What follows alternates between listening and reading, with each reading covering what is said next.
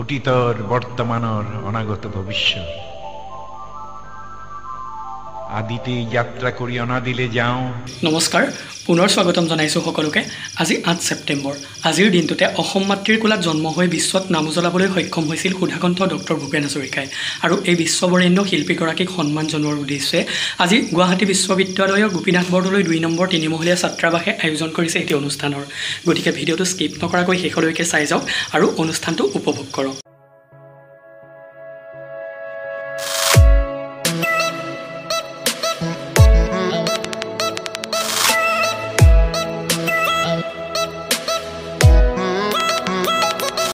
বাকৰিত উপস্থিত হ'বলৈ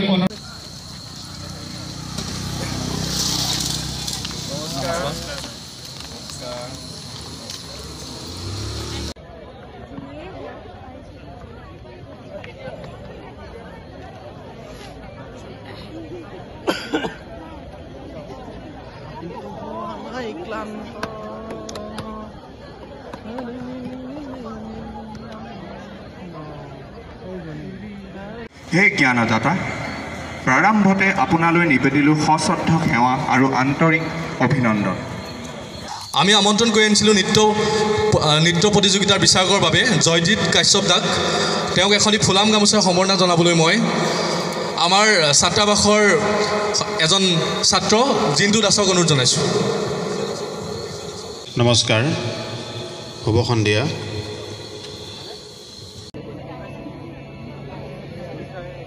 মানুহে মানুহৰ বাবে যদিহে অকণো নেভাবে, অকণি সহানুভূতিৰে ভাবিব কোনে নোকোৱা সমনীয়া হাহাকাৰ শুনিও নিশব্দে নীৰৱে।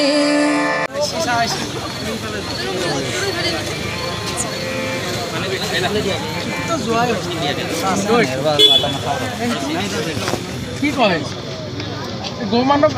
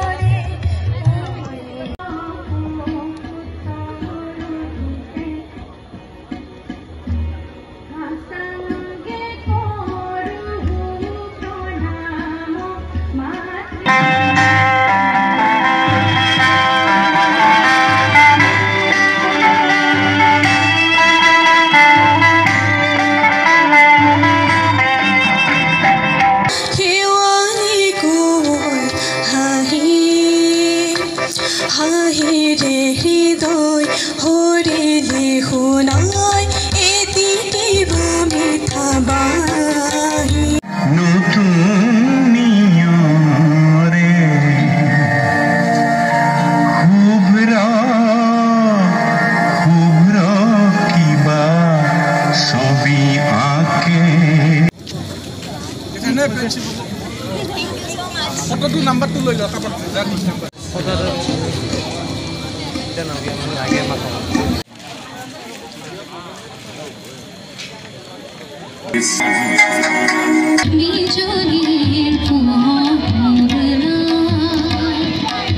শুনিছে আপোন হয় দস্নাতা ৰূপহী মোৰ পুৱতি নিশাৰ সপোন।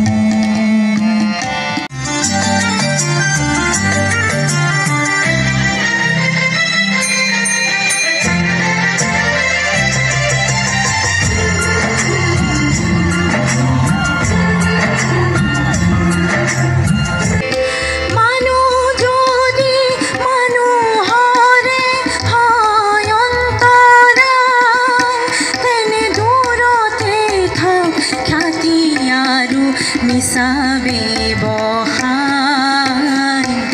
আশা দিব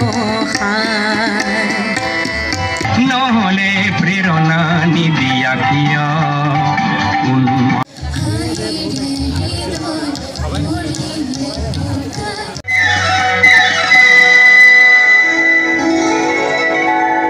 স্নেহে আমাৰ শত শ্ৰাৱণৰ ধাৰাসাৰ বৃষ্টিৰ প্লাৱনানে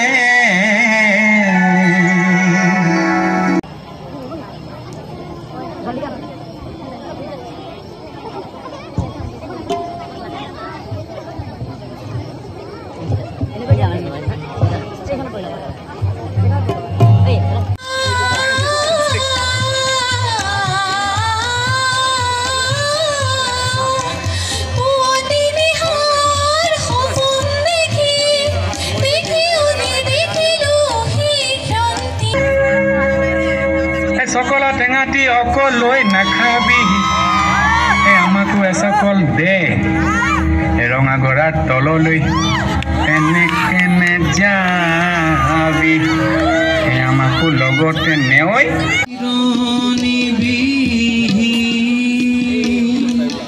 বেদুইন হলো জীৱন মই অসমীয়া বিভাগৰ বৰ্তমান প্ৰথম ষাণ্মাসিকৰ ছাত্ৰ আৰু লগতে মই অসম আৰ্হিৰ ৭ নং লাচিত বৰফুকন ছাত্ৰাবাসৰ এজন মহাবাহু ব্ৰহ্মপুত্ৰ মহামিলনৰ তীৰ্থ ঝঞ্ঝনাই আজি ঝঞ্ঝনাই মোর সহস্র শহীদর মারণাস্ত্র গঙ্গমাই আজি গঙ্গমাই জয় প্রতি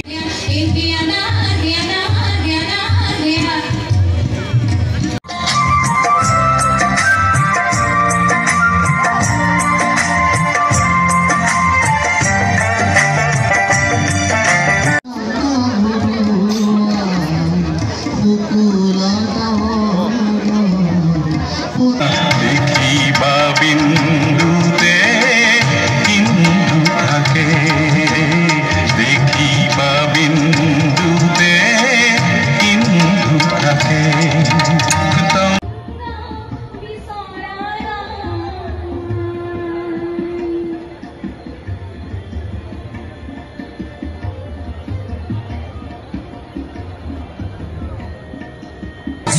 গির গির গির দাবহরিন মাদুর বজাই কোস এই অহম দেখো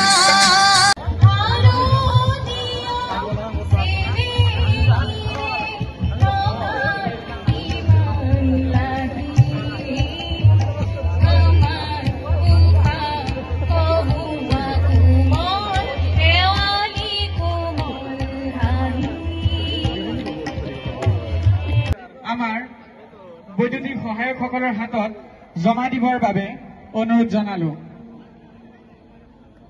যায় দেউতা ঈশ্বৰ হৈ আমাৰ সেঙ্গেলিয়া মনে দেউতা ঈশ্বৰ হৈ আমাৰ সেঙ্গেলিয়া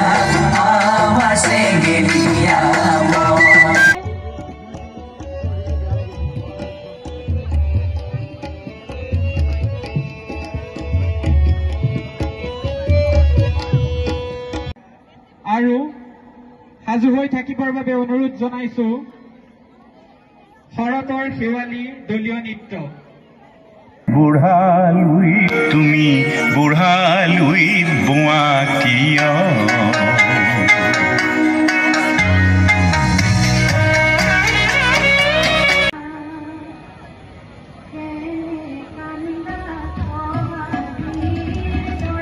লাইটটো আহিছে অলপ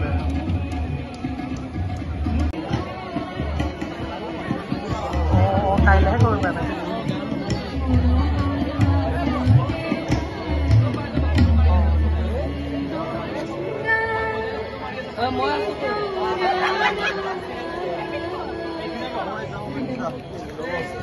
ধন্যবাদ শ্ৰদ্ধাঞ্জলি কৰম এইবাৰৰ লুটুৱাবৰ কাৰণে মাতিবা নৌকা লুটুৱাবৰ কাৰণে মাতিবা নৌকা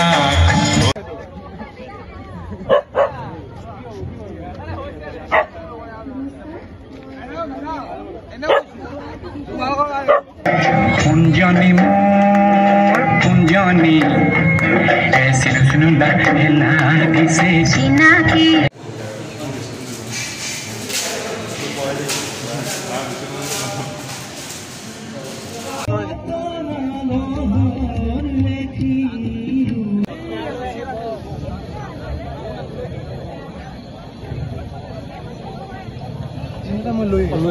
এখনে আছে নেকি আৰু বেলেগে কৰা নাই কোনোবা সাজি আছে তেনেকে আপোনাৰ আপোন আৱাসৰ পৰিয়ালৰ তৰফৰ পৰা আপোনালৈ আন্তৰিক শুভেচ্ছা আৰু শ্ৰদ্ধা জ্ঞাপন কৰিলোঁ। সুস্বাস্থ্য তথা কৰ্মময় জীৱনেৰে আপুনি চিৰতৰুণ হৈ থাকক। ধন্যবাদ সহকাৰে গোপীনাথ বৰদলৈ ২ নং ৩ মহলীয়া ছাত্ৰাবাসৰ পৰিয়াল। নামটো কোৱা হয় তেতিয়াহ'লে কিন্তু তাত ভূপেন্দ্ৰ সংগীতৰ ভিতৰত বাংলাখিনি আৰু হিন্দীখিনি তাৰ আওতাত নপৰে আৰু এইটো ভূপেন হাজৰিকা ট্ৰাষ্টৰ নিয়ম। গতিকে সেই অনুসৰি আমাৰ ইয়াতো যিহেতু ভূপেন্দ্ৰ সংগীত প্ৰতিযোগিতা হৈছে সেইকাৰণে আমাৰ ইয়াতো সেই নিয়মটো অটুট ৰাখি পেলাই আমি প্ৰতিযোগিতাখিনি আগবঢ়াই দিছোঁ। দ্বিতীয়তে নিচুকনি তাৰ পৰাই গৈছোঁ ঋষভ জ্যোতি কাঠাৰ তেখেতলৈ নিচুকনি। তৃতীয় জুবলি বৰা, দ্বিতীয় পূজা কলিতা আৰু প্ৰথম স্থানত আছে চেমচং ইংটি। চেমচং ইংটিৰ বাবে এটা জোৰকৈ হাত চাপৰি এই মঞ্চত চেমচং ইংটি। তৃতীয় পুৰস্কাৰ লাভ কৰিছে প্ৰতিমা পাণ্ডে ৬ নং ৩ মহলীয়া ছাত্ৰ নিবাস। প্ৰতিমা পাণ্ডে সহকাৰী ছাত্ৰ শিক্ষিকাক অনুৰোধ কৰিছোঁ এটি ট্ৰফি। ৭ নং ৩ মহলীয়া ছাত্ৰ নিবাস এই বঁটা প্ৰদান কৰিব বিচাৰক মহোদয়া দেৱী তৃষ্ণা দাস দেৱীয়ে। প্ৰথম